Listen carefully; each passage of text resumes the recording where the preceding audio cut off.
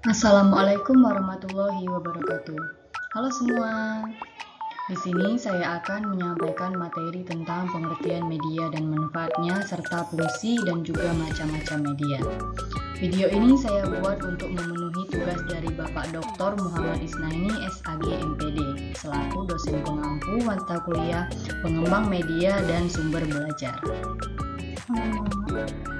Sebelumnya, perkenalkan nama saya Juli Wulandari, saya dari kelas PAI 2302K dengan NIM 2305107369. Nah, apa itu media pembelajaran? Media pembelajaran adalah alat-alat bantu yang digunakan untuk menunjang pelaksanaan proses belajar mengajar, mulai dari buku sampai penggunaan alat elektronik di kelas. Media pembelajaran berfungsi untuk menjelaskan atau memvisualisasikan suatu materi yang sulit dipahami jika hanya menggunakan ucapan verbal. Media pembelajaran juga bisa mempermudah guru dalam menjelaskan tentang suatu materi dan mempermudah para peserta didik untuk memahami materi tersebut. Nah, pengertian media pembelajaran adalah media yang digunakan untuk membantu merangsang pikiran, perasaan, kemampuan, dan perhatian siswa dalam proses mengajar di kelas. Media tersebut dapat berupa alat ataupun bahan mengajar.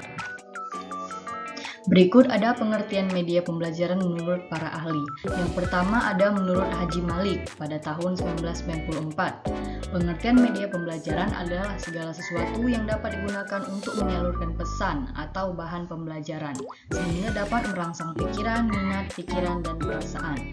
Selanjutnya ada menurut Geraut dan Eli pada 1971. Media pembelajaran merupakan alat-alat grafis, fotografis, atau elektronis untuk menangkap, memproses, dan menyusun kembali informasi visual atau verbal. Lalu yang terakhir ada menurut Ratu Heru.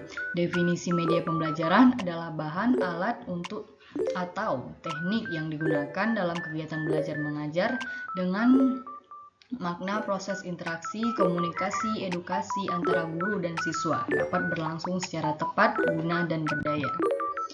Selanjutnya itu ada fungsi media pembelajaran. Media pembelajaran memiliki beragam fungsi. Nah, selanjutnya fungsi media pembelajaran. Fungsi media pembelajaran menurut para ahli yaitu menurut Levi dan Lenz. Yang pertama itu ada fungsi atensi, adalah untuk menarik perhatian siswa agar semakin berkonsentrasi. Yang selanjutnya fungsi afektif, yang dimana untuk kenyamanan siswa ketika belajar ataupun membaca. Dan selanjutnya ada fungsi kognitif, yaitu untuk mempermudah memahami dan mengingat informasi. Dan terakhir fungsi kompensatoris, yang dimana untuk mengakomodasi atau membantu siswa yang lemah dan lambat menerima pelajaran.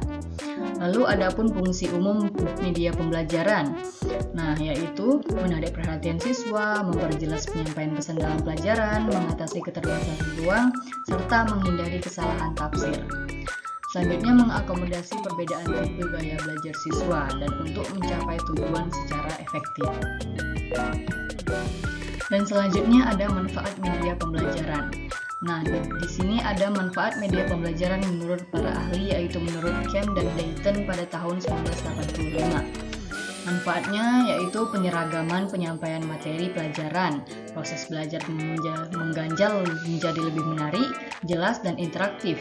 Efisiensi waktu dan tenaga, meningkatkan kualitas hasil belajar para murid, serta memungkinkan kegiatan mengajar yang fleksibel atau dapat dilakukan di mana saja.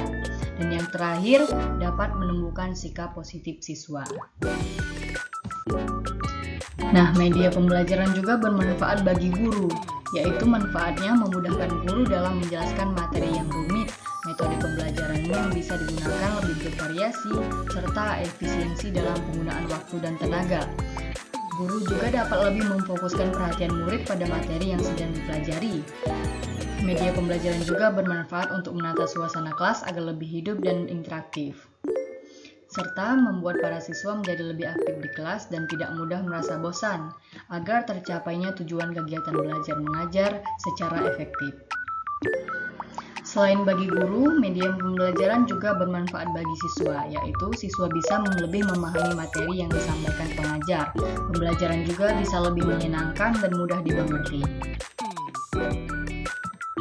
Dan yang terakhir ada jenis-jenis atau macam-macam media. Yang pertama itu media visual, adalah media yang hanya dapat dilihat dan di dalamnya terdapat unsur-unsur berupa garis, bentuk, tekstur, dan lain sebagainya. Yang kedua itu media audio, adalah media yang hanya dapat didengar. Isi pesan ini diterima melalui indera pendengaran atau telinga. Dan yang ketiga media audio visual, adalah media kombinasi audio dan visual. Ia dapat menampilkan unsur verbal dan juga suara. Artinya, ia dapat didengar dan dilihat secara bersamaan. Yang terakhir ada multimedia, adalah media yang merangsang semua indera dalam suatu kegiatan pembelajaran. Baiklah, sekian materi dari saya. Jika ada kesalahan, saya mohon maaf. Burung Irian Budun Sendawasi. Cukup sekian, terima kasih. Wassalamualaikum warahmatullahi wabarakatuh.